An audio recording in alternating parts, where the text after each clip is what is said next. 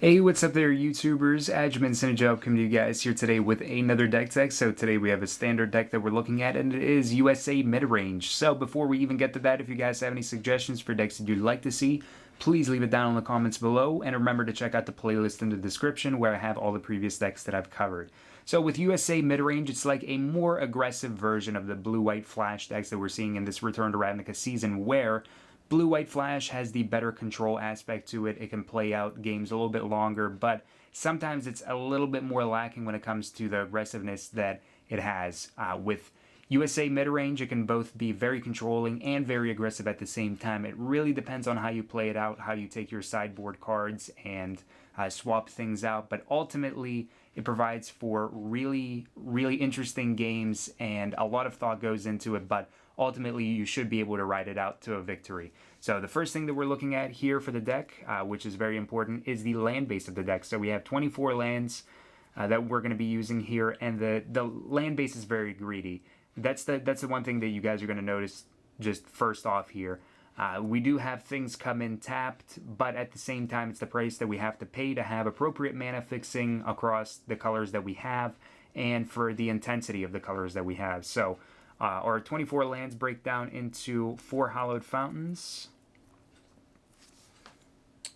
We also have 4 Steam Vents, so 8 Chalk lands.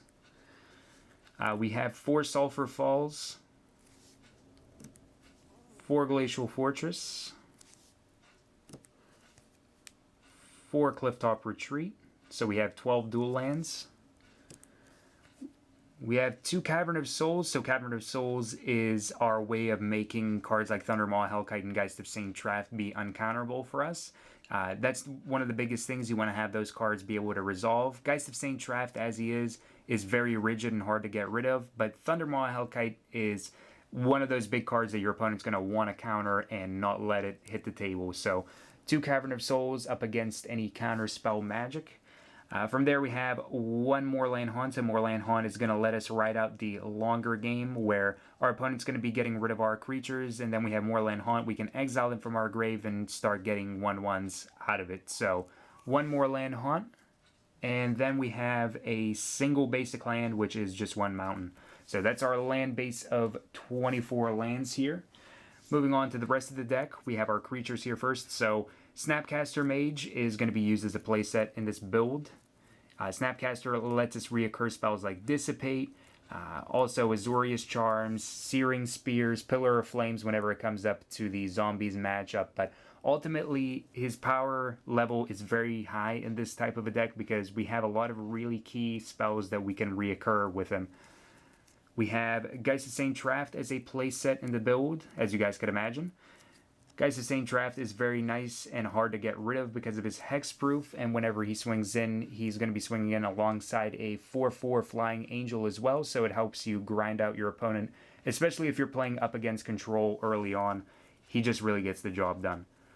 4 Restoration Angel, in order to actually be able to play off of some of the creatures that we have here, we can bounce Snapcaster Mage, exile him, bring him back, and we are able to reoccur something in our grave, provided that we have the mana open for it.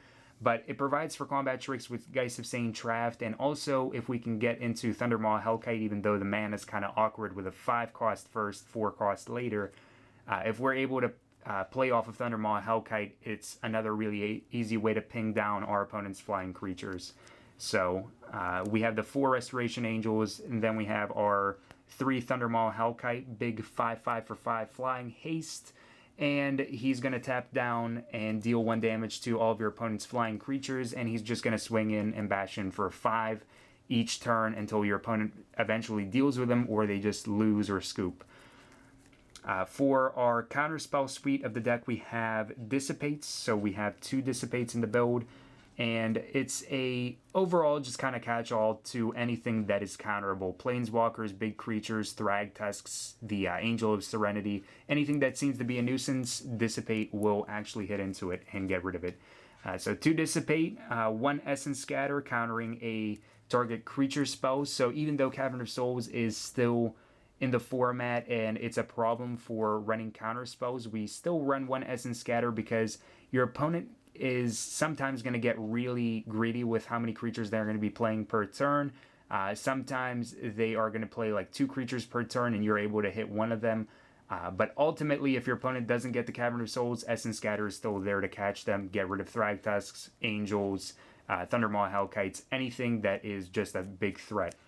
We also have one Syncopate, so Syncopate is a little bit more versatile in being able to counter stuff earlier on. It's only 1 blue intensive as opposed to Dissipate, which is double blue intensive. But the X cost does get you into some trouble whenever you're playing up against control, and they have a pretty big land base where they're able to just have more mana open and your Syncopate doesn't really do anything. In that given situation, we can side it out, but up against the game 1 early game, Syncopate is very nice there in being able to counter stuff for essentially 2 mana. From there, moving on, we have Sphinx's Revelation. So we have 2 of them in the build. So Sphinx's Revelation is nice because it lets us put in X amount of mana into it, and we're able to draw X amount of cards and gain X amount of life, which is definitely very nice in this type of a build. It lets us counteract anything aggro that's been going on, and it lets us play the longer game ultimately. But being able to draw and dig into more threats like Thundermaw Hellkite if we haven't already hit one, or if we need another one if the first one was dealt with. Also, I mean, just the life gain is very, very important, especially with how aggressive some of the decks are in this format. For Azorius Charm, so Azorius Charm is also versatile because it lets us either draw a card, bounce a attacking or blocking creature back to the top of its owner's library, or it lets us give all of our creatures lifelink until the end of the turn. So all of those abilities are very important. On top of cards like Geist of Traft or Thundermaw Hellkite, Azorius Charm is very nice because it lets us gain a lot of life, but ultimately, it just provides everything that we kind of need. If we're stuck on lands or cards that we have, we can use Azorius Charm to be able to dig just a little bit. It's not as good as Sphinx's Revelation at digging, but it's just versatile. We have 2 Unsummon. So 2 Unsummon, it is going to let us either salvage cards that we have or bounce our opponent's cards where they could be a possible threat or they could be blockers and we just want to get in damage. But Unsummon is a nice trick that we have for just 1 blue, and we can just kind of work out awkward situations with it.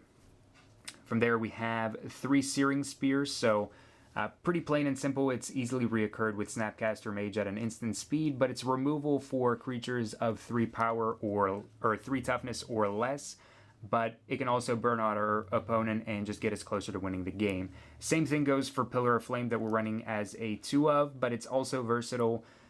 Because up against zombies, it's going to make sure that cards like Gravecrawler and Drops Messenger aren't going to actually be able to play off of graveyard and shenanigans and interactions and stuff like that. 1 Bonfire of the Damned if we are trying to board wipe our opponent for a little bit of mana. You don't really have any explosive plays off of Bonfire of the Damned where it's going to be like 5, 7, or 9 or anything ridiculous like that, like a control deck could do more efficiently. But Bonfire of the Damned is very nice because it lets us board wipe. If we need to board wipe our opponent's creatures for 1, we can hard cast it for 3 mana. But Bonfire is a nice way to wipe the field of smaller threats. We have 2 Detention Spheres for more removal, just pretty plain and simple. 3-cost enchantment to exile a target permanent, non-land permanent, and all other copies that share that same name. So any tokens, but ultimately Planeswalkers, big creatures and threats, Detention Sphere is just going to snag them. And 1 single Runchanter's Pike, so we can actually play off of the instants and sorceries that are in our grave. We can pump up a creature, especially something like Restoration Angel, Thundermaw Hellkite because they have flying, or Geist of Traft, or even Snapcaster Mage. But then another awesome thing that we can play off of is Moorland Haunt, and if our opponent's killing our creatures, we can get a 1/1 flyer, equip the Runchanter's Pike to it, and just bash in for a whole lot. So that's the main board that we have. Now we're going to take a look at the sideboard options that we have for the build. So for our sideboard, we are running some Jace Memory Adepts. We have 2 of them, and they're nice up against the control matchup where we're able to mill out our opponent with a 0 ability. So 2 Jace Memory Adepts, he just lets you trump any slower decks that aren't really doing very much earlier on. We have one Ghost Quarter to be able to side in up against decks that are running Cavern of Souls. So we actually have that outlet to get rid of their Cavern of Souls and be able to use our counter spells on their creatures and things that they actually want to come into the battlefield. Thragtusks, Angels, Thundermaws, anything that's really huge. So one Ghost Quarter. We have Zealous Conscripts up against decks that are playing big things like Reanimator. We're able to take their big creatures and use them against our opponent. Zealous Conscripts also has haste itself, so it provides for another creature that can deal damage during the turn.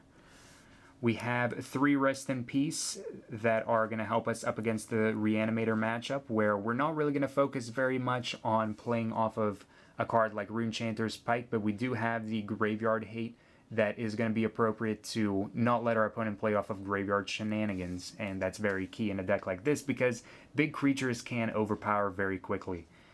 We have 2 Negates in the build where we're going to be able to counter non-creature spells, so up against mid-range decks and also any type of control deck, we're going to have the outlet to counter their things. And when I say mid-range, more specifically Jund mid-range, because they have a wide variety of non-creature spells that they use, like Rakdos's Return. Feeling of Dread is just a 1 of in our side where we get to tap up to 2 target creatures and we can also flash it back. So it's a nice little shenanigan to tap down our opponent's stuff and be able to swing in pretty much unanswered. We have two more Pillar of Flame where we're going to be playing them up against the Zombies matchup, and we can just start getting rid of our opponent's messengers, crawlers, any of those cards that reoccur. And then we have 2 Supreme Verdict. So Supreme Verdict sides in against any creature heavy decks, and we can just board wipe them just straight out. And last but not least, 1 single Counterflux, because up against control, you want to have that uncounterable counterspell.